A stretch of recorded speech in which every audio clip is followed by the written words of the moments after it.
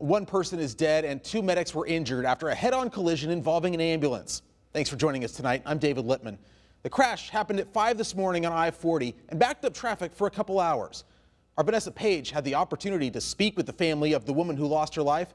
What did they tell you, Vanessa? Well, David, family members of 21-year-old Brianna Carter tell me they're profoundly heartbroken by the loss of a woman who they described as always happy, kind, and willing to lend a helping hand. Around 5 Sunday morning, the MIMS crew was returning to Little Rock on I-40 near Morgan when their ambulance collided with the car traveling westbound in the eastbound lanes. Our crew was initially trapped in the ambulance. One of them was able to get out and assist the other, but also went to check on the driver of the other vehicle. State police say the driver of the vehicle was 21-year-old Brianna Carter, who was pronounced dead at the scene. Her family called her by her middle name, Hope. Hope was my baby girl, and she was just everything to us. Her mother and 2 older sisters say she was loved by everyone she met. She was just full of life, and she loved everybody.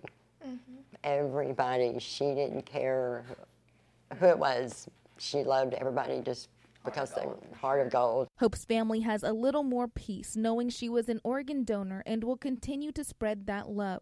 They also say they are grateful a terrible tragedy didn't result in the deaths of more people. It could have been a lot worse outcome. Yes. And we're so happy it wasn't. Yeah. Yeah. It could have been a lot better, but we're so happy about it that she didn't cause. Yeah. Because she wouldn't have ever wanted.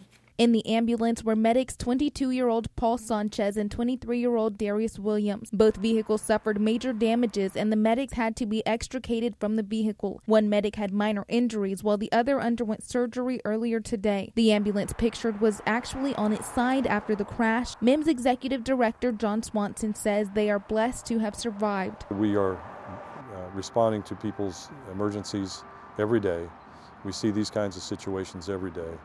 And it's a reminder that we're responding to family members, to people who are members of our community, and we're there to help them, to serve them, to try to do the best we can for good outcomes, and realize that sometimes it's us too.